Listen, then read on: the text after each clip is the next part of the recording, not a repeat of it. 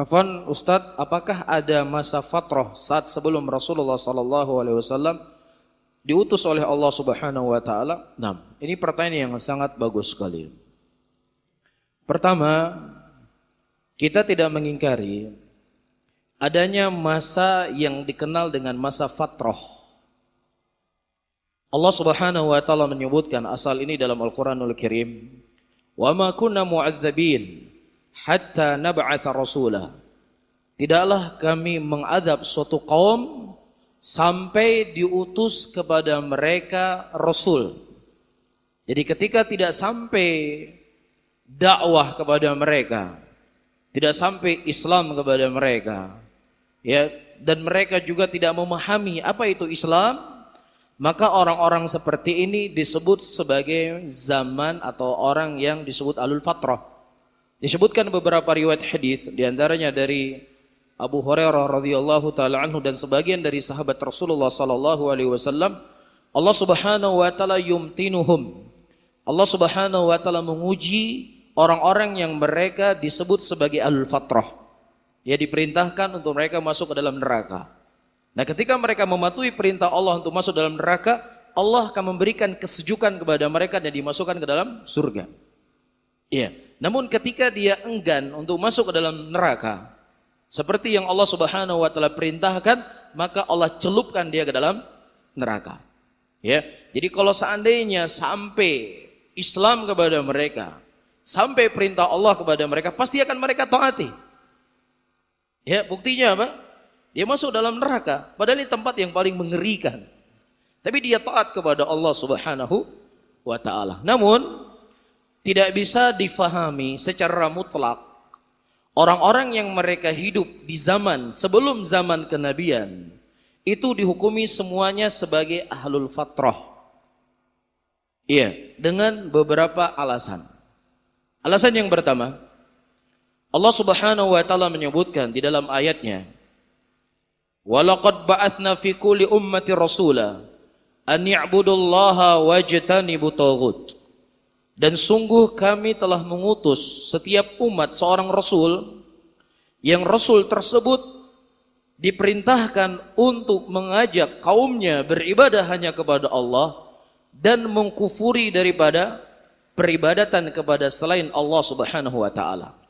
Nah, di antara Nabi Muhammad sallallahu alaihi wasallam dengan Nabi Isa disebutkan dalam beberapa riwayat dari pendapat para ulama, ada yang mengatakan 600 tahun, ada yang mengatakan 500 tahun, ada yang mengatakan 400 tahun.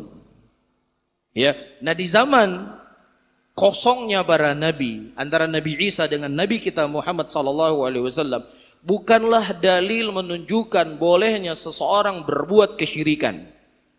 Bukanlah dalil yang menunjukkan di situ orang tidak mengenal sama sekali apa yang datang dari Nabi Ibrahim alaihissalam. Di antara yang menunjukkan mereka itu mengenal adanya agama Ibrahim alaihissalam, mereka berhaji. Dalam haji mereka bertalbiyah sebagaimana kita muslimin bertalbiyah ketika kita berangkat haji. Tetapi ada tambahan kalimatnya, labbaik Allahumma labbaik, labbaik la syarika laka labbaik, innal hamda wan ni'mata laka wal mulk la syarika lak. Ini talbiyah yang kita ucapkan. Ini talbiyah diajarkan oleh siapa? Oleh Nabi Ibrahim alaihissalam. Iya, dan dijadikan sebagai ajaran di dalam agama Islam.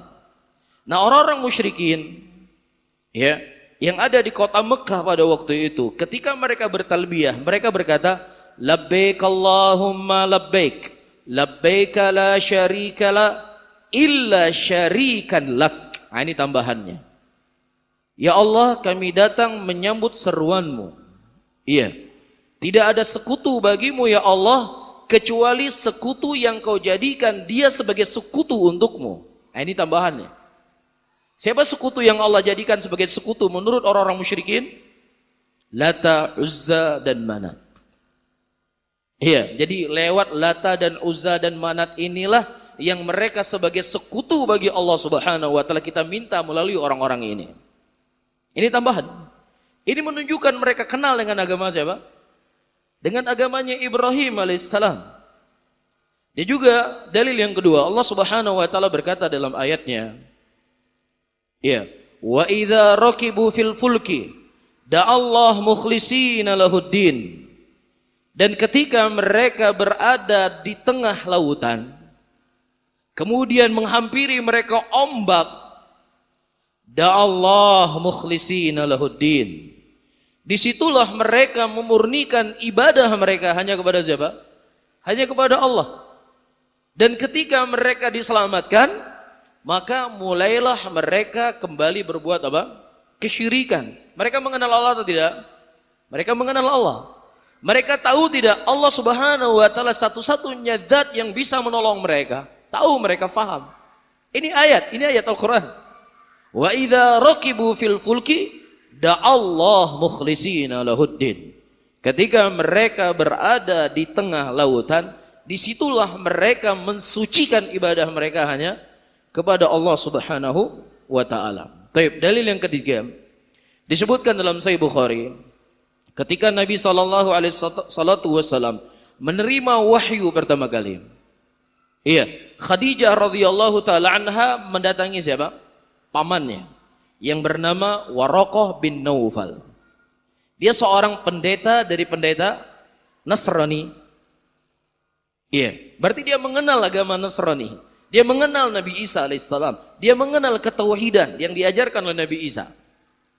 Kemudian ketika Khadijah radhiyallahu taala anha mengkhabarkan kepada Waraqah bin Naufal apa yang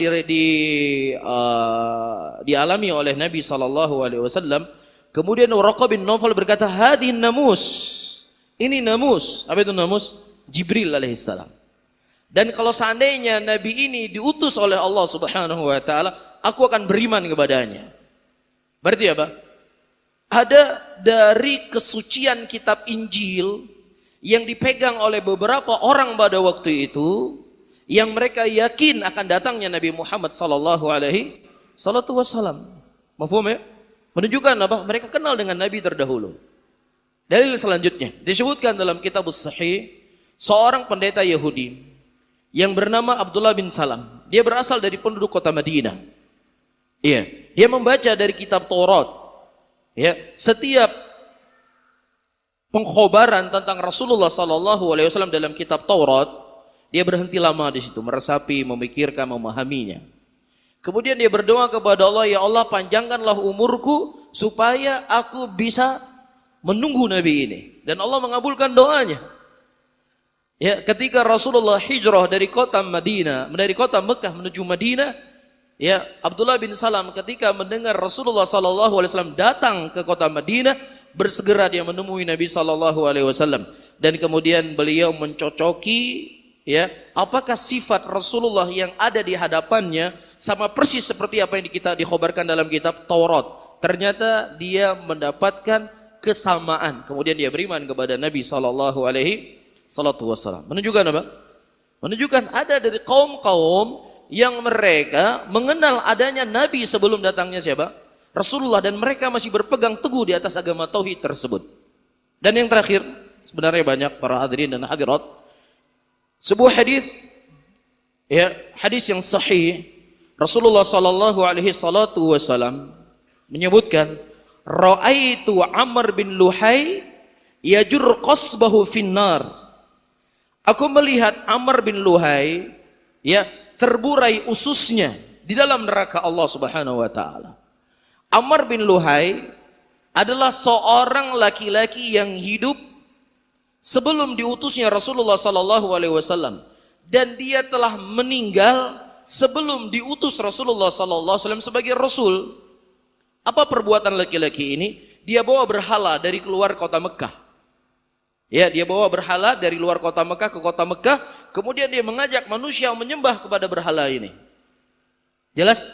Nabi SAW mengatakan apa? Ra'aitu Amr bin Luhai yajir qasbahu finnar.